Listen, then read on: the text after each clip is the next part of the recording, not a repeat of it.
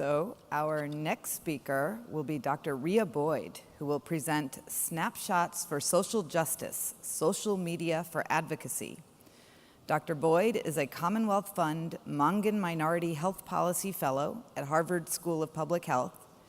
She has also served on the board of California's Chapter 1 of the American Academy of Pediatrics, where she was the architect of a novel partnership between Bay Area clinics and a local tech nonprofit venturing together to meet social needs as a means to improve child and community health.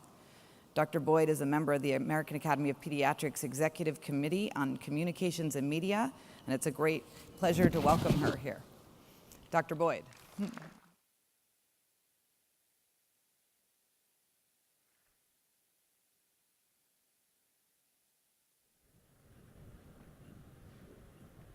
Thank you. I'm so honored to be here today to talk about the communities and patients that are close to my heart, which are marginalized communities and communities of color. Today, we're going to talk about the power of images and what images teach us about social justice, which is that visibility is critical to any movement or agenda that seeks to center or elevate the issues unique to marginalized communities. First, I don't have any financial disclosures. I'm young. But more importantly, some of the images I'm going to show today may be difficult to view, and for some of you, they may be triggering. If these images do trigger you, I encourage you to look away. But I share these images in the hopes that we can have an authentic conversation about their power and how they can move us to collective action. And most importantly, I share them in the hopes that we can honor lives that have been needlessly and tragically lost. Let's get started. The brain recognizes a familiar image within 100 milliseconds. That's about the amount of time it takes to blink. The most recognizable images represent the people, or the places, or the ideas and moments in history that have moved us. These images stir something in us, like a memory or an emotion. And at their best, these images move us to action. This is an image of Rosa Parks in Montgomery, Alabama in 1955, doing what we all know Rosa Parks for, sitting in the front of the bus. When she was asked why she sat in the front of the bus, which was segregated, she didn't talk about her role as a secretary for the NAACP. She didn't talk about a larger agenda for social justice. She talked about an image she saw 4 months before in Jet magazine, an African-American publication. That image was of Emmett Till and his mother, May Till Mobley. Emmett Till was an African-American boy from Chicago, right here, who went to Money, Mississippi in August of 1955 to visit his family, and on a routine trip to the store was accused of whistling at a white woman. For that, he was brutally murdered, lynched, shot, drowned. And in an unprecedented move, his mother chose to share the image of what his body looked like after that happened. It was unprecedented because when you live under the threat of white supremacy and the violence that it entails, as so many African Americans did and do across this country, and particularly in the South at this time, being honest about what happened to you puts your life at risk. But Mamie Till Mobley knew the power of that image. She's quoted as saying, "Let them see what I have seen." And she knew that when people saw the image, they would be moved. But not just men were moved. Rosa Parks was moved. When people asked her why she sat at the front of the bus, she said she thought of Emmett Till. And when the bus driver told her to move to the back, she couldn't. So today we're going to talk about the power of images and how images increase visibility in ways that enable us as pediatricians to shift resources and shift power to marginalized communities. To do that, we're going to cover three things. First, we're going to talk about images as symbols, then we're going to talk about images as windows, and then we're going to talk about the relationship between visibility and collective action. Let's start with symbols. As symbols, images help us understand the world. They help us zoom out of a single event and understand the broader context in which that event has more meaning. This is a photo of Alan Kurdi. Alan Kurdi was a 3-year-old little boy who fled Syria with his family and washed ashore the Turkish coast after he drowned. This photo speaks of great loss of Alan's precious life. But it also speaks of the brutality of our borders. It speaks of the vulnerability and the humanity of refugees. And seeing this photo sparked an international conversation about the refugee crisis in Syria. The photographer who took this image talked about the power of the image when they said, at that point, the only thing left to do was to capture the scream, the violence of what this young child experienced as a result of international policy. These images are not from 1855, they're not from 1955, they're from a few short weeks ago in Charlottesville, Virginia. And while I won't read the quotes there, the images speak volumes. These aren't disgruntled neighbors upset about a local statue. These are hooded and armed militias here to celebrate the legacy of the Confederacy, which is unabashedly white supremacy, white nationalism, and violence.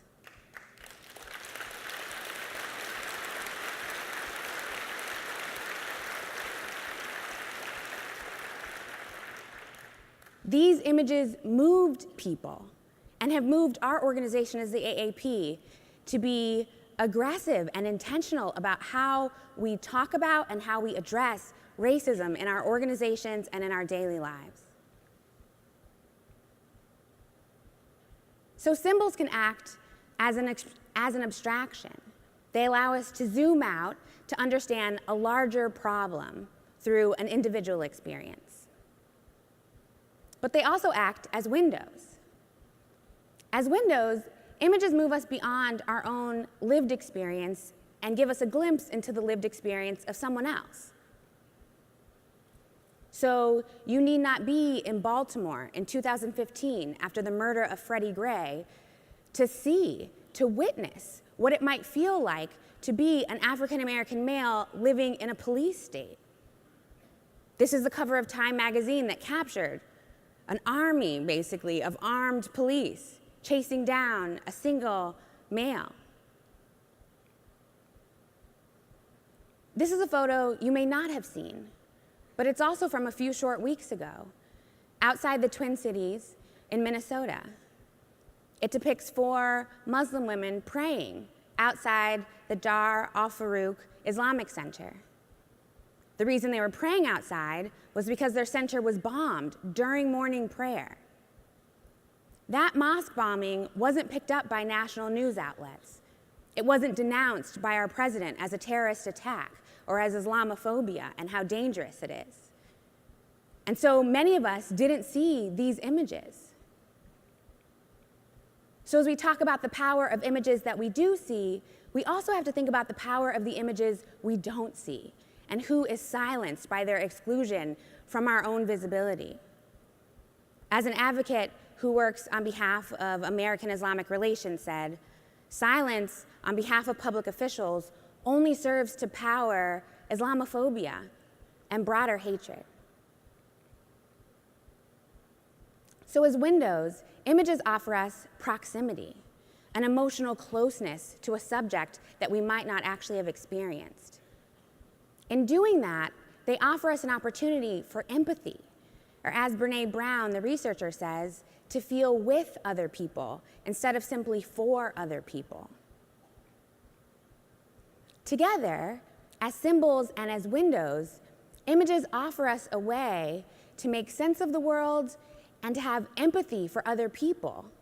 And it's those two things that allow us to act on their behalf. So let's talk about what that action looks like. The reason images are connected to collective action is all about visibility. Visibility enables us to shift power and shift resources to those who didn't have it before. That lesson about visibility is transferable to the work we do as pediatricians. We can be intentional about visibility, and hopefully that intentionality can help us shift public attention to marginalized communities, and eventually public policy and hopefully public resources in ways that directly affect children and the families they live with. I think that visibility happens at 3 levels.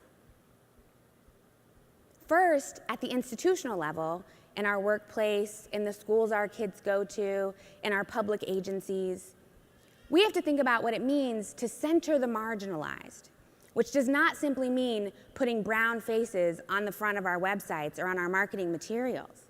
It means including brown people in the decisions that we're making.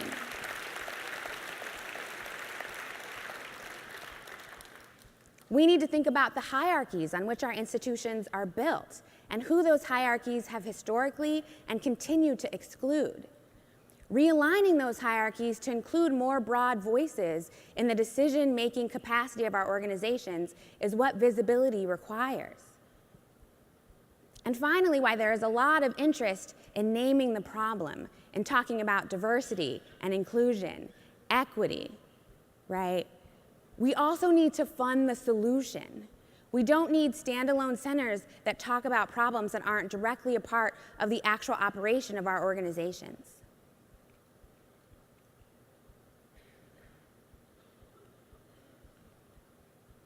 An example here is of Munira Ahmed.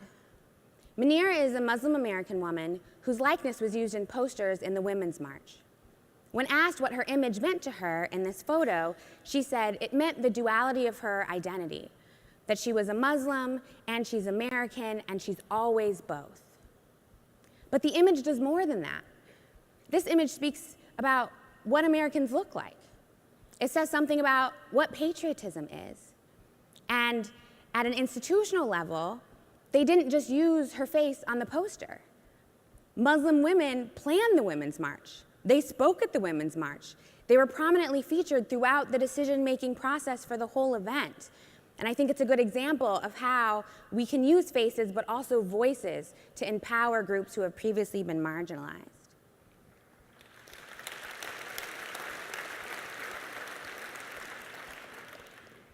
Inside our organizations, they're run by relationships. Relationships we have with our colleagues, relationships we have with our patients, and with our communities. And those are places where we have to think intentionally about visibility as well.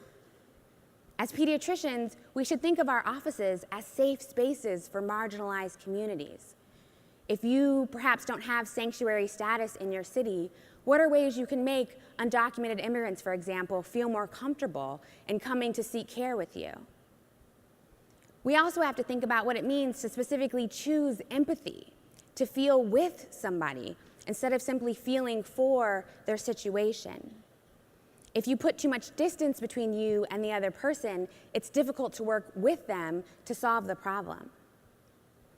And finally, visibility also is about transparency and being accountable to each other, to being upfront about our goals and that we hope to be inclusive of everybody, and that when we fall short and when we fail, we want people to be accountable and to call each other out as we seek to do this together. I think this is a great example. The Huffington Post calls this baby woke baby, but I think she demonstrates something that many of us have experienced, which is showing up to public demonstrations to be accountable to your community and to hold space for other people's experiences. This photo is from the Women's March. She's not quite yet a woman, but she's there supporting other women, and that matters too. And finally, this work starts within ourselves. For many of us as pediatricians, we have an immense privilege. Some of that privilege may be because of our race, it may be because of our socioeconomic status, it may be because of our educational attainment, it may be because of the neighborhood we live in. But that privilege that we have means that some people aren't afforded the same opportunity. And so as a part of our daily practice to be intentionally visible about marginalized communities, we have to question our own privilege. And that's not just when we have the routine yearly diversity retreat at work, I have to say. We also need to talk not just about implicit bias and the ways that we're completely unconscious of racism in our workplace, but explicit bias in our workplace and the ways racism shows up as disparate health outcomes that literally kill people. That matters just as much as getting in touch with what we don't really know. And finally, for those of us who are a part of a marginalized group, who are practitioners of color, who have been oppressed in our community or our own workplace, it's also important to know our own worth and our own value as a way to sustain ourselves as we try to create space for other groups like us.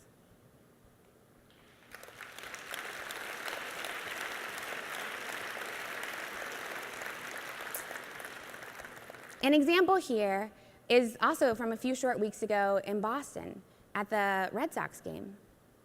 This is an example of what it looks like to actually own your privilege and create space for somebody else.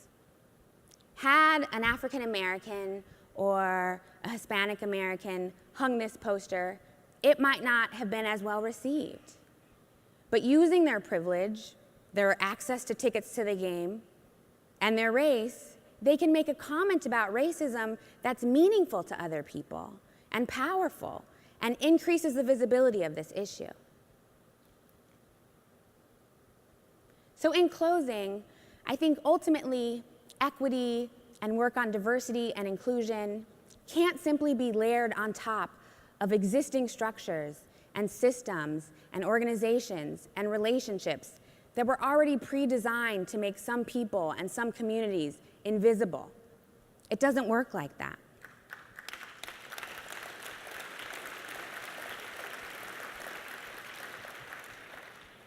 In the end, equity is not in the wallpaper. It's not in the statement that we make about equity or the center that we create around equity. It's in the walls. It's in how our organizations actually function. It's in how we show up in our relationships as colleagues and as providers. And so social justice in pediatrics is ultimately about how we operate as organizations and as professionals to make the vulnerable and the marginalized not just visible, but to give them power. Thank you.